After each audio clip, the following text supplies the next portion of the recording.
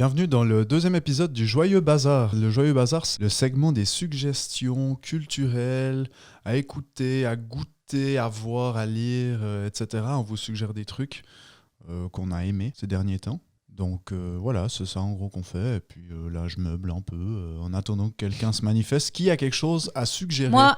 Ah, alors à toi. Alors, moi c'est Sarah. Ouais, j'allais dire, vas-y Sarah. À toi, Sarah. Tiens, vraiment, autant dans les épisodes du Happy Mess podcast complet, on est là, on présente les gens et tout. Ouais, Autant là, c'est bas les couilles. C'est Vraiment, exactement vas-y. ça. Joyeux bazar. Du coup, moi je voulais, comme suggestion, je voulais vous parler du film Simone qu'on a découvert au cinéma dimanche dernier, le 13, avec sur Clément. Simone Veil. Exactement, Simone Veil. En fait, c'est un film du coup qui est sorti au mois d'octobre, qui retrace la vie de Simone Veil, de son enfance, en passant par ses années d'études, sa déportation à Auschwitz, et puis par la suite, c'est sa place dans le monde politique, quoi, et puis l'évolution qu'elle a faite jusqu'à devenir présidente présidente du Parlement européen. Ouais, j'en ai beaucoup entendu parler. On était surpris avec Clément parce que la salle, il est sorti mi-octobre, la salle, elle était pleine, quoi. Ouais, c'était vraiment impressionnant. L'actrice principale, c'est qui? L'actrice principale. Elle joue à 2 âges, mais c'est Elsa Zilberstein, je crois. Exactement. Qui a joué dans Tout le monde debout avec Alexandra Lamy et Franck Dubosc. Ouais. Et puis elle joue Simone, et il y a une autre actrice qui joue Simone jeune, qui est Rebecca. Pourquoi tu rigoles? L'autre, elle joue Geneviève. Simone vieille. Oh. Puis elle joue Simone jeune. Il a fait la vanne dans le podcast juste avant. Oui, je cherche toujours une vanne avec Simone de Beauvoir, j'arrive pas à la placer. Si ce n'est que les Simone, visiblement. C'est un nom qui a du caractère. C'est un nom qui a du caractère et pour des femmes de caractère. Ouais. Allez, commence ta chronique. En voiture, Simone. Lourd. C'est de pire en pire. Et puis. Oui, du coup, j'ai Rebecca Marder qui joue aussi dans un film avec Fabrice Lucchini qui s'appelle Un homme pressé. Enfin voilà, pour vous dire un peu dans quoi elle a joué. Fabrice. Pas très. C'est juste. Oui, non, c'est juste que tu vois le genre. La puissance. Mais il y avait un truc du Gorafi, tu sais. Vous voyez, je sais pas ce que c'est. C'est news satirique. Le Gorafi, c'est le Figaro en verlan. C'est en gros des fausses informations. Ah ouais. D'ailleurs, j'ai arrêté de kiffer le Gorafi quand ils disaient. En gros, ils avaient fait une fake news sur le Gorafi et la Coupe du Monde. Et c'était sous-entendu. On va regarder la Coupe du Monde parce que tous ces gars ils sont pas morts pour rien. En fait, c'était exactement mon point. Tu t'es dit genre j'arrête de les écouter, ils me font chier. Et du coup je sais plus ce que je voulais dire, mais le Gorafi avait fait un titre incroyable et j'ai perdu. Sur Fabrice Lucchini. Oui, Fabrice Lucchini, merci. Fabrice Lucchini était interné dans un hôpital psychiatrique après avoir fait une faute d'accord en français. C'est un type qui parle monstre très bien. Qui fait vraiment attention à sa façon de parler. Il est superbe. Bref. Voilà. Ouais. Enfin voilà, je voulais vous parler de ce film que j'ai apprécié, que j'ai trouvé intéressant. Ça m'a permis déjà de découvrir Simone Veil, où j'étais pas du tout au courant de la portée de tout ce qu'elle a fait. La seule chose que je connaissais, c'était la loi Veil sur l'avortement. Ouais. Et en fait, j'étais au courant de quasiment rien de sa vie, quoi. Et du coup, je trouvais ça intéressant d'en apprendre plus sur elle, sur les combats qu'elle a menés. Et il y en a eu beaucoup, et des combats significatifs, surtout au niveau humaniste, je dirais, pour les conditions de vie et la qualité de vie des humains, quoi. C'était une personne remarquable. Assez impressionnant. Et puis j'ai trouvé aussi intéressant parce que c'est un film qui a beaucoup de rôles féminins. Il y a beaucoup de rôles féminins à l'écran, enfin beaucoup de femmes qui sont à l'écran, et je trouve que c'est important. Et moi, de plus en plus, je me rends compte que j'en avais déjà parlé dans une ancienne chronique, mais j'ai peu de films de mon enfance où il y avait des femmes comme exemple, quoi. Puis du coup, je trouve ça super intéressant d'avoir cette femme, d'avoir tout cet univers féminin avec des femmes qui ont fait des choses significatives et comment les hommes ont aussi participé là-dedans. On voit le mari de Simone Veil dans le film, et puis on voit la place qu'il a occupée en fait. Qui est une place honorable où il l'a accompagnée, et qui en fait a été dans l'ombre et lui a permis de réaliser des grandes choses. Et puis c'est souvent le rôle qui était dévolu aux femmes dans le cinéma jusqu'à maintenant, et du coup je trouve ça intéressant d'inverser un peu la tendance. Mais c'est trop bien. Ouais. Et puis c'est pas juste un rôle d'un personnage de fiction, c'est ce qui s'est vraiment passé. Ouais, du coup, ça exactement. rend le truc d'autant plus fort, quoi. Ouais. Et puis aussi, il parle d'Auschwitz et il parle d'elle, comment ça s'est passé pour elle. Et en fait, je trouve aussi important d'avoir pas seulement l'aspect documentaire, mais quand c'est lié à l'émotionnel, je trouve que ça a davantage d'impact, et c'est bien aussi de se rappeler, en fait, de se rappeler de cette épreuve terrible, quoi. Pire cool. Ouais, Ouais. mais je m'étais déjà dit qu'il fallait que j'aille le voir. Il est encore au cinéma. Il est encore au cinéma la semaine prochaine et un peu celle d'après, mais pas. Ok, ouais. Ouais, il est en fin Alors, de va falloir que je diffusion. me bouge. Donc quand Ouais, le. mais ça fait un moment qu'il y est. Hein. Ouais. Mais il est bien. C'est Et vraiment quand un bon l'épisode il film. va être diffusé, là, les Je pense que ce suggestions sera sera les fini. derniers Ouais. moments, ouais. Mhm. Bah, Je au pense. pire, vous le regarderez quand il sortira. Ouais. Mais je Mais pense que- savoir. Ouais, c'est vraiment un film à voir.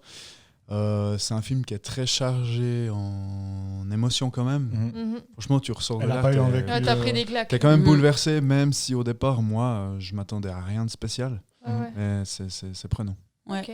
Puis il y a un message Bien humaniste réalisé. très fort, quoi. Du coup, je trouve qu'il est inspirant. Ok. Ok. Je vous le C'est noté. recommande. Merci, Sarah. Avec plaisir. Merci Sarah.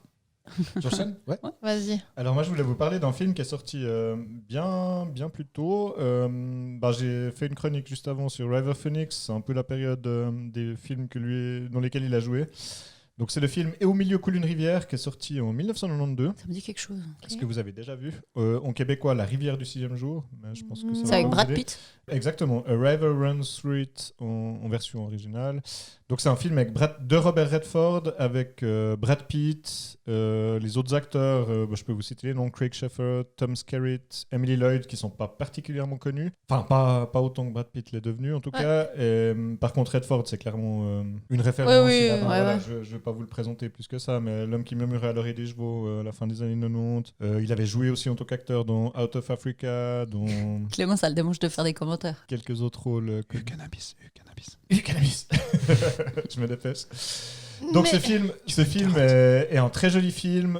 C'est l'histoire en fait c'est un film qui était adapté d'une nouvelle de Norman MacLean qui est sorti en, je crois, 76, si je l'ai lu avant. Et du coup, Redford a mis pas mal de temps avant d'obtenir les droits de la part de MacLean.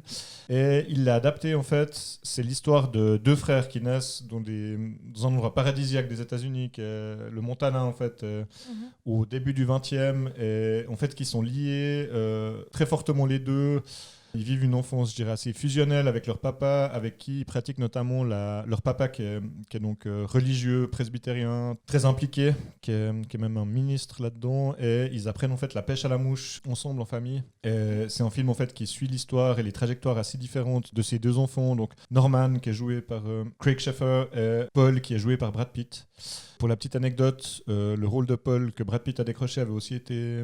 River Phoenix avait aussi essayé de l'obtenir, du coup, elle ne l'avait pas eu de son vivant encore. Et du coup, en fait, on voit un peu leur pérégrination. Je vais pas trop vous... Ouais, En gros, vous spoilez le film, mais en gros, Paul, qui est joué par Brad Pitt, a plutôt le rôle un peu de l'artiste qui va vivre une vie peut-être un petit peu plus dissolue que son grand frère, qui lui va suivre une voie un peu plus académique et tracée. Et c'est un très beau film sur, d'une part, la famille, d'autre part, la relation entre deux frères. Et je dirais une philosophie, une réflexion sur la vie. C'est pas trop lourd au niveau de la religion. Bien sûr, elle est présente là-dedans. Elle fait aussi partie de la réalité de ce que les gens vivaient à Missoula, Montana, au début du XXe siècle. Et ouais, juste un très beau film. Enfin, moi, c'est un des films que j'ai beaucoup regardé de nombreuses fois, notamment en famille. Vraiment un très beau film que je vous recommande.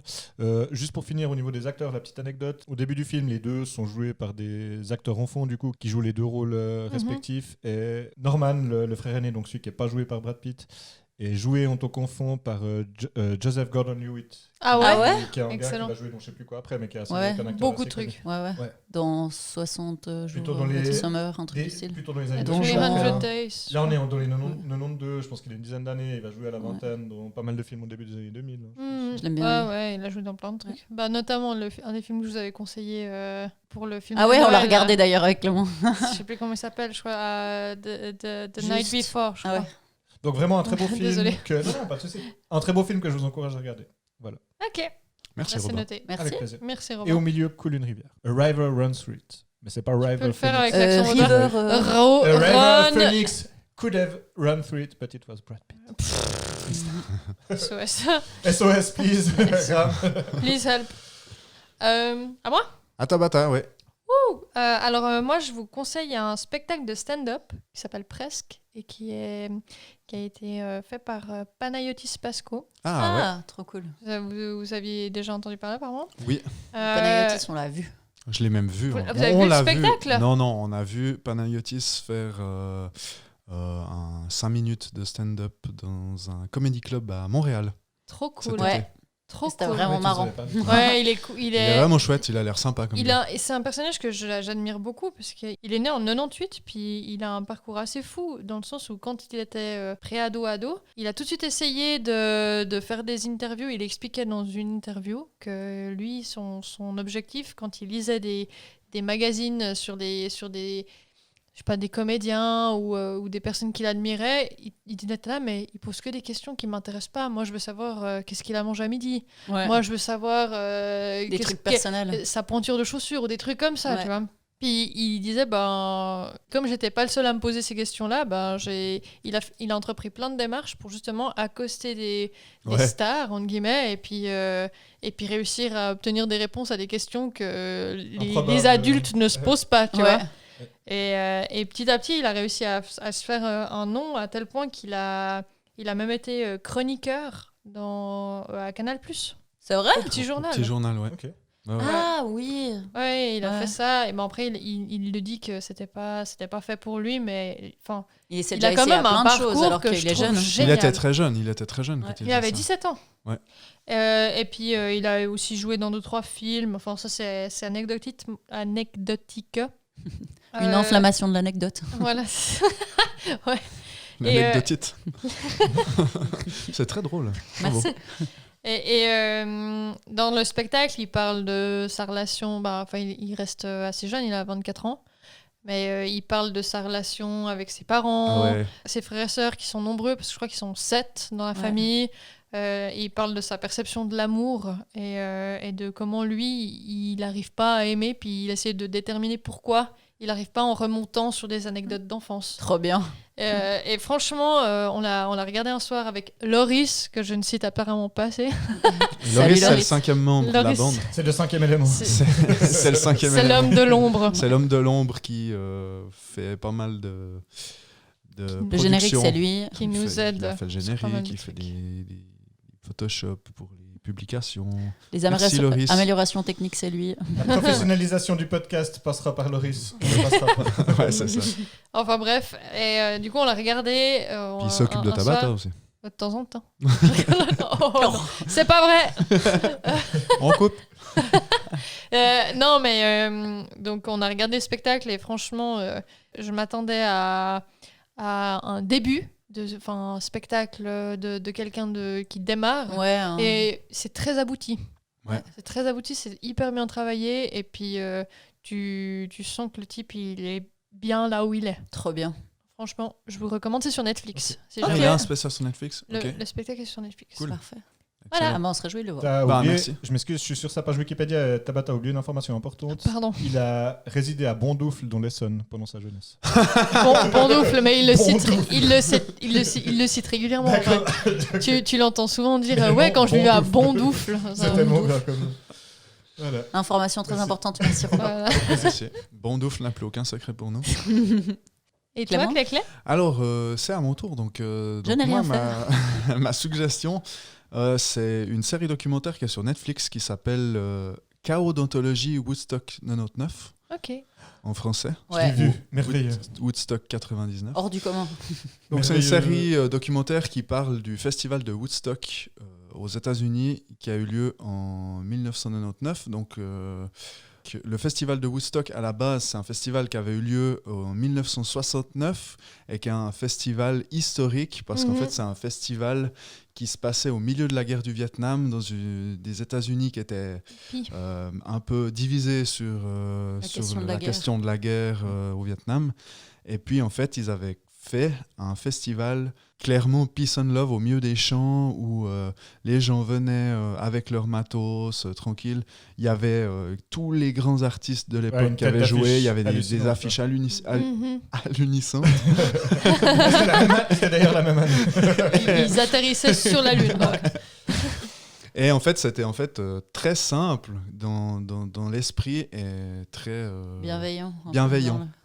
Et les organisateurs de ce festival ont réessayé en 1994 Ouais. de refaire un Woodstock. Gros C'était les- échec. Et en fait, ça a été un gros échec en grande partie à cause de la météo, parce qu'il avait fait un temps de chien, il y avait de la boue partout, c'était la catastrophe.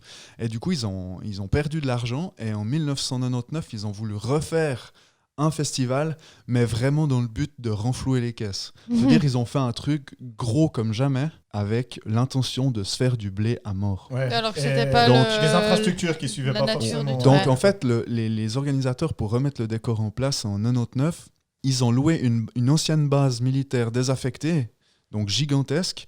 Ils ont monté des scènes énormes. Ils ont invité à nouveau un plateau d'artistes extraordinaires, notamment les groupes de rock suivants.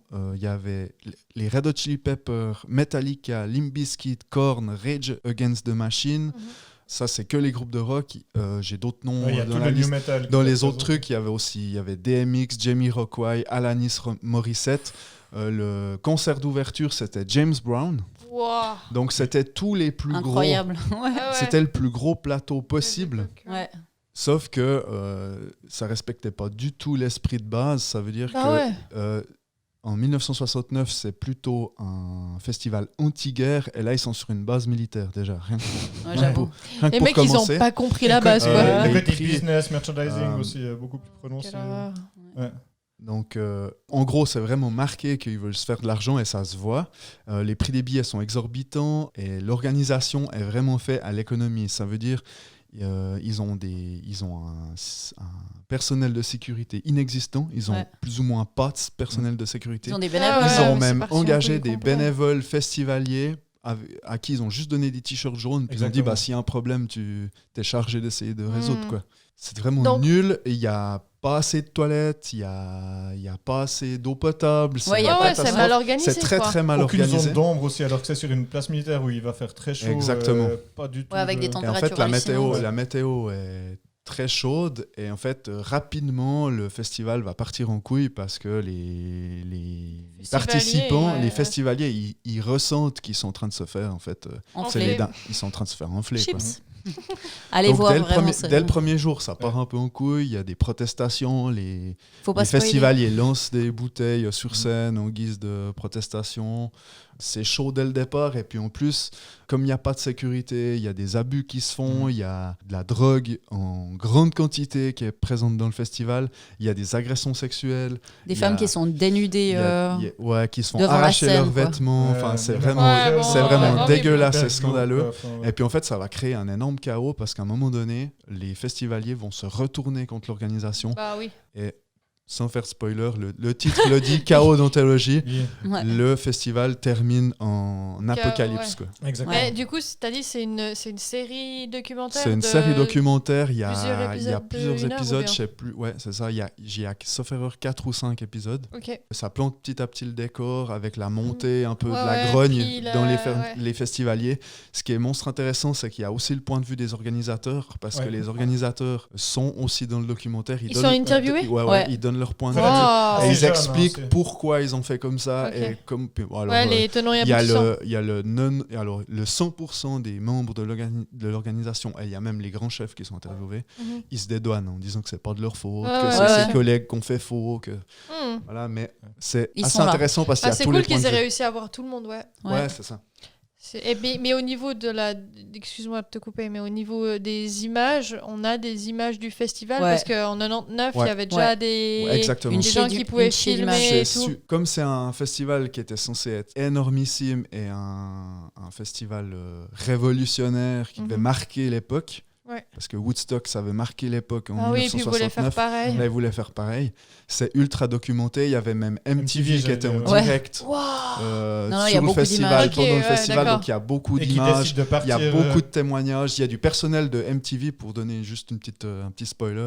MTV avait un plateau en direct sur le festival et au 3e jour, je crois, le plateau se fait tellement agresser par les festivaliers que le personnel de MTV décide de quitter Ah, le il déserte le festival festival.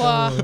parce que les festivaliers sont trop hostiles à l'organisation. Oups. Exactement. Enfin voilà, c'est Ok. c'est extrême, c'est une vision apocalyptique du festival. C'est un truc qui a vraiment existé en 99 aux États-Unis. C'est assez incroyable à voir. Moi, je suis tombé là-dessus Ouais. un peu par hasard et j'ai trouvé ça fou.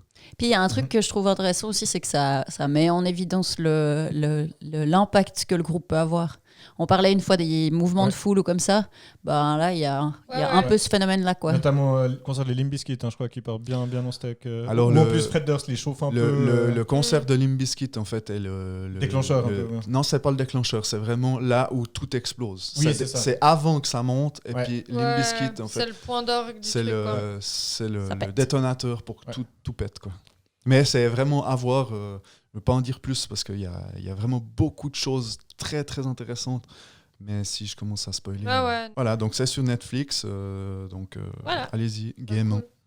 Merci. Voilà, c'était nos suggestions. Ben ouais, c'était nos suggestions pour ce deuxième épisode du Joyeux Bazar. Et puis on se revoit tout bientôt. Le prochain épisode du podcast, Pour Noël. c'est pour Noël. Et puis d'ici là, faites-nous partagez-nous vos suggestions s'il y a des choses. Ouais, Ouais, s'il y a des n'hésitez trucs, pas à nous contacter, nous écrire, mettre des commentaires et partager plus loin. Merci à tous. Allez, À À bientôt. bientôt. Gros bisous. ciao. Ciao, Ciao. bye.